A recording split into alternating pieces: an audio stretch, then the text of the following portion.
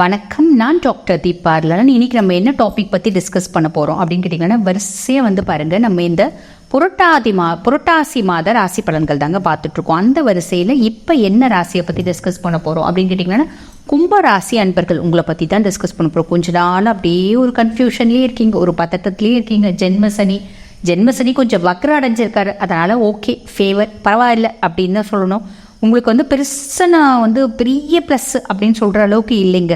ஓரளவுக்கு காம்ப்ளிகேஷன்ஸ் தொடரதா செய்யும். ஹானஸ்டி அப்படின்றத ஒன்று வச்சுக்கோங்க. ஹானஸ்ட்டாக நீங்கள் எந்த வேலை செஞ்சாலும் செய்யுங்க. சனி பெருசாக இன்ட்ரெஸ்ட் கொடுக்க மாட்டார். ஓகே, இப்போ நிறைய கும்பராசி அன்பர்கள் வந்து பார்த்திங்கன்னா, வேலை அப்படியே ஒரு ஊசலாடுது, ஃபேமிலி ஊசலாடுது, நிறைய விஷயம் ஊசலாடிட்டே இருக்குது. அந்த மாதிரி கும்பராசி அன்பர்கள் ஏதாவது இப்போ சிலர் வந்து பார்த்திங்கன்னா கும்பத்தில் இருக்காங்க, தொழில் தொடங்கணும் அப்படிங்கிறாங்க. முடியுமா, ஃபேவர் ஆகுமா அப்படின்லாம் கேட்குறீங்க.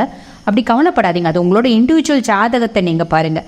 நல்லா தசா புத்தி இருக்குது, உங்களுக்கு வந்து விதி கிரகங்கள் ரொம்ப நல்லா இருக்குது அப்படின்னா நீங்கள் புதிய தொழில் கூட தொடங்கலாம். அது இண்டிவிஜுவல் ஜாதகத்தை பார்த்தா தெரியும். அப்படி நீங்கள் அதுக்கும் மேலே பரிகாரங்கள் இருக்குது. அந்த பரிகாரங்கள் வந்து நம்ம பொதுவாக சொல்ல முடியாது, 1 to 1 தான் சொல்ல முடியும். அந்த மாதிரி ஏதாவது கன்ஃபியூஷன் இருக்கீங்க, இண்டிவிஜுவலாக ஜாதகத்தை பார்க்கணும் அப்படின்னா ஒன்றும் பிரச்சனை இல்லை. நாங்கள் பேசிகிட்டு இருக்கும்போதே எங்களோட நம்பர் வந்து டிஸ்பிளேல கொடுத்துருப்பாங்க. அதுக்கு ஹாய்னு ஒரு மெசேஜ் பண்ணுங்கள். ஸ்டாஃப் உடனே ரெஸ்பாண்ட் பண்ணி அப்பாயின்மெண்ட் ஃபிக்ஸ் பண்ணி கொடுப்பாங்க, என்கிட்ட பேசிக்கலாம். சரிங்களா? ஓகே, இப்போ உங்களுக்கு இந்த புரட்டாசி மாதம் எப்படி இருக்குது அப்படின்னு பார்க்கலாங்க. உங்களுக்கு வந்து சனி பகவான் ஜென்மத்திலே இருக்கார், ஜென்ம சனி. இவர் இப்போ வக்ரகதி அடைஞ்சிருக்கார். நான் பேசும்போதே சொன்னேன்.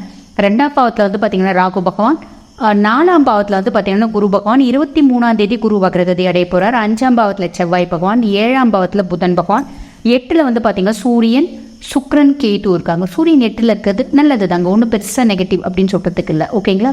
7ஆம் பாவத்தில் இருக்க புதன் வந்து பார்த்திங்கன்னா 7ஆம் தேதி 8ஆம் பாவத்துக்கு வர்றார், நல்ல ஆட்சி பெற்று உட்கார்றார்.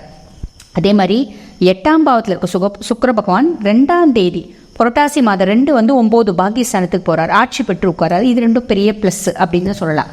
சரி, இப்போ சூரியன் உங்களுக்கு என்ன பண்ண போகிறார்? சூரியன் நல்லா இருக்காரு சொன்னீங்களா, என்ன பண்ண போகிறார் அப்படின்னு கேட்டிங்கன்னா, உங்களோட வாழ்க்கை துணை, இப்போ நீங்கள் வந்து பாருங்கள், கும்பராசி இருக்கீங்கன்னா உங்கள் ஒய்ஃப் வந்து நல்ல போல்ட் ஆகக்கூடிய காலகட்டம் அப்படின்னு சொல்லலாம். நீங்கள் லேடியாக இருக்கீங்கன்னா உங்கள் ஹஸ்பண்ட், நீங்கள் லேடி கும்பராசியாக இருந்தால் உங்கள் ஹஸ்பண்ட் வந்து நல்ல போல்ட் ஆகக்கூடிய காலகட்டம் அப்படின்னு சொல்லலாம். ஃபஸ்ட்டு விஷயம் வந்து பார்த்திங்கன்னா இது. 2வது, உங்களோட ஒரு அசால்ட்னஸை குறைச்சிக்கோங்க. பிடிவாதம், அடமெண்ட்டாக இருக்கீங்க பார்த்தீங்களா, அந்த அடமெண்ட்டை குறைச்சிக்கோங்க. ஏன்னா ஜென்மசனி, பேச்சு செல்லாது, ஆதிக்கம் செல்லாது, மற்றவங்கள டாமினேட் பண்ணணும்னு நினைக்கிறது செல்லாது. ஸோ அடங்கி போகணும் அப்படின்னு பிளான் பண்ணிக்கோங்க. ஓகேங்களா? நெக்ஸ்ட் வந்து பார்த்திங்கன்னா, நண்பர்கள்கிட்ட ஒரு பேச்சை குறைச்சிக்கோங்க. நண்பர்கள்கிட்ட நினைங்க, எல்லார்கிட்டையும் பேச்சை கொஞ்சம் குறைச்சிக்கோங்க. ரீசன் என்னென்னா, தவறான புரிதல்களுக்கு ஏற்படுத்தி கொடுத்துரும். நம்ம சாதாரணமாக ஒரு விஷயம் சொல்ல போய் அதுக்கு கண்ணு, மூக்கு, காது, வாயிலாம் வச்சு அவங்க அதை வேறு விஷயமா கொடுப்பாங்க. நம்மகிட்டே அது வேறு விஷயம் நம்ம சொன்ன மாதிரி வரும். ஸோ அதை அவாய்ட் பண்ணுங்க. வாழ்க்கை துணை வந்து பார்த்திங்கன்னா, நம்ம ஃபேமிலிக்கு சப்போர்ட் பண்ணுறது பதில் அவங்க ஃபேமிலிக்கு சப்போர்ட் பண்ணுவாங்க. உங்களுக்கு சப்போர்ட் பண்ணுறது, உங்களுக்கு டைம் ஸ்பெண்ட் பண்ணுறதை விட அவங்க ஃபேமிலிக்கு அவங்க ஸ்பெண்ட் பண்ணுற டைம் அதிகமாக இருக்கும். அதனால் ஒரு மன கஷ்டம், என்ன சொல்கிறது, சஞ்சலம், என்னடா நம்மளே இவ்வளோ கஷ்டத்தில் இருக்க நம்ம ஒய்ஃப் நம்ம கூட வந்து ரொம்ப சப்போர்ட்டிவாக இருக்க மாட்டேங்கிறாங்களே அப்படின்லாம் தோணும். அதெல்லாம் இக்னோர் பண்ணிட்டு போயிடுங்க. சரிங்களா? அவங்களுக்கு தான் ப்ரிஃபரன்ஸ் கொடுப்பாங்க. ஸோ நீங்கள் அதை பெருசாக யோசிக்க வேண்டாம். ஏன் அப்படின்னா, வாழ்க்கை துணையினோட அதிகாரம் அதிகரிக்கும், வாழ்க்கை துணையினோட வருமானம் அதிகரிக்கும் அப்படின்னு கூட சொல்லலாம். அதனால் அவங்களுக்கு கொஞ்சம் ஈகோ வந்துடும். நான் தானே ரொம்ப பெரிய ஆள், நான் வந்து இப்போ நீங்கள் கொஞ்சம் நொந்து போயிருக்கீங்க, நான் தானே சப்போர்ட் பண்ணுறேன், நான் தானே வந்து எக்கனாமிக்கலி பண்ணுறேன் அப்படின்ற மாதிரி நிறைய யோசிப்பாங்க. லெட் இட் பி கம்னு விட்டுருங்க, இக்னோர் பண்ணிவிடுங்க. அதே மாதிரி பார்த்தீங்கன்னா, பிஸ்னஸ் பார்ட்னர்ஸும் ரொம்ப அனுசரித்து நடங்க. நீங்கள் ஒரு கூட்டு தொழிலில் இருக்கீங்க, நீங்கள் வந்து பார்த்தீங்கன்னா இப்போ கும்பமாக இருக்கீங்க, உங்களுக்கு வந்து பிஸ்னஸ் பார்ட்னர்ஸ் வந்து எப்படின்னா தேவையில்லாத ஒரு கான்ஃப்ளிக்ட்ஸ் வரதுக்கு நிறைய வாய்ப்பு உண்டு. ஸோ அனுசரித்து நடங்க. வெளியூர், வெளி மாநிலத்தில், வெளிநாட்டில் வேலை செய்கிறவங்களுக்குலாம் ஏதோ ஒரு வருமான குறைவு அப்படின்றது ஏற்படும். ஏதோ ஒரு விதத்தில் இன்கம் வந்து குறையுங்க. ஓகேங்களா? அரசு சார்ந்த ஆதாயங்கள் நம்மளுக்கு வருமா அப்படின்னு கேட்டால் இல்லை, சான்ஸ் இல்லை. ஃபைன் வரும். ஹெல்மெட்டு, லைசன்ஸு, இந்த மாதிரிலாம் கரெக்டாக ஃபாலோ பண்ணிக்கோங்க. அப்பா மகன் ரிலேஷன்ஷிப்பில் வந்து பார்த்திங்கன்னா கருத்து வேறுபாடு, ஒரு விரிசல் அப்படின்றது வரும். ஒன்று கூட ஃபேவராக சொல்லலைங்களேங்க அப்படின்னு நீங்கள் சொல்கிறது புரியுது. பெருசாக கெடுதல் சொல்லலை, பெருசாக கெடுதல் இல்லை. நீங்கள் கொஞ்சம் காஷியஸாக இருந்தால் மெயின்டைன் ஆகிக்கும், அதுவே ஒரு ஃபேவர் தானே. ஓகே, புதன் என்ன பண்ணுவார்? புதன் ஒரு சில நல்லது பண்ணுவார். எப்படின்னு கேட்டிங்கன்னா, அந்த பிஎஃப், இஎஸ்ஐ, இன்சூரன்ஸ், இந்த மாதிரி நம்மளுக்கு காசு வராமல் இருக்குன்னா அது வருங்க. அது ரொம்ப நாளாக நம்ம வந்து யார்கிட்டயோ கடன் கொடுத்துருக்கோம், இது வரவே வராது அப்படின்னா அந்த ஒரு பகுதி வரும். இது ஒரு ப்ளஸ்ஸு. சரி, இப்போ சுக்கிரன் என்ன பண்ணுவார் அப்படின்னு கேட்டிங்கன்னா, சுக்கிரன் நல்லா இருக்கிறதுனால பெண்களால் வளர்ச்சி, லேடிஸ் யாரும் நம்மளுக்கு ஹெல்ப் பண்ணுவாங்க. வீட்டுக்கு தேவையான ஏதோ கொஞ்சம் கொஞ்சம் ஒரு இன்ஸ்டால்மெண்ட்டில் ஒரு இஎம்ஐலையாவது ஏதாவது ஒரு சில பொருட்கள் வாங்குவீங்க, அதில் ஒரு சந்தோஷம் அப்படின்றது இருக்கும்.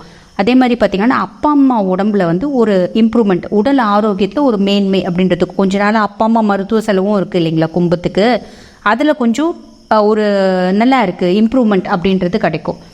அப்பானோட தொழிலில் ஒய்ஃப்னோட தொழில் நல்லா இருக்கும், அப்பானோட தொழில் நல்லா இருக்கும், அப்பானோட பொருளாதார வளர்ச்சி அதிகமாக இருக்கும், அப்பானோட தொழிலில் மேன்மை அப்படின்றது இருக்கும். இது உங்கள் ஜாதகத்தினால உங்கள் அப்பாவுக்கு கிடைக்கும். அதே மாதிரி பார்த்திங்கன்னா வீடு வாகனம் அதெல்லாம் வந்து கொஞ்சம் வீடு மாற்றி வேறு வீட்டுக்கு போகிறது, பழைய வண்டி ரொம்ப ரொம்ப அடிபட்டுருச்சுங்க பழைய வண்டி அப்படின்ற மாதிரி அந்த வண்டியை ரிப்பேர் பண்ணி கொஞ்சம் இது பண்ணி வைக்கிறது, ஸ்டேபிள் ஆக்கி வச்சுக்கிறது, இந்த மாதிரிலாம் வரும். நிறைய பேர் வந்து டிரைவிங் லைசன்ஸ் எடுக்கிறது, ஒரு பழைய கார் செகண்ட் ஹேண்ட் கார் வாங்குறது, இந்த மாதிரி பிராப்தம்லாம் உண்டு. ஓகேங்களா? ஆன் தி ஹோல் உங்களுக்கு வந்து கும்பம் எப்படி இருக்குது அப்படின்னா, ஜென்ம சனியினால நிறைய காம்ப்ளிகேஷன் தான், பட் இருந்தாலும் ரொம்ப மட்டமாக இல்லை அப்படின்னு சொல்லணும். ஃபேவர் தான், ஓரளவுக்கு 30% ஃபேவராக இருக்குங்க. வாய் மட்டும் யார்கிட்டையும் லூஸ் ஸ்டாக்ஸ் விடாமல், ஈகோ கிளாஷ் இல்லாமல் பார்த்துக்கோங்க. யாரையும் நம்பி வந்து பெரிய விஷயம் நிறைய ரகசியங்களை சொல்ல வேண்டாம். அதே மாதிரி பார்ட்னர்ஸ் கிட்ட கொஞ்சம் காஷியஸாக இருங்க, அவ்வளோதான். மற்றபடி வேறு எதுவும் இல்லை. வாழ்த்துக்கள்.